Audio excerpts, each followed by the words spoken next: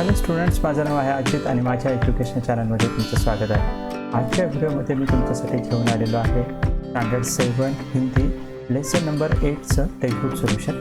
जसं स्टुडंट तुम्हाला माहितीच आहे की आपल्या चॅनलवर वेगवेगळ्या सब्जेक्टचे टेक्स्टबुक सोल्युशन अवेलेबल आहेत, तुम्ही ते प्लेलिस्टला जाऊन चेक करू शकता। थँक्यू।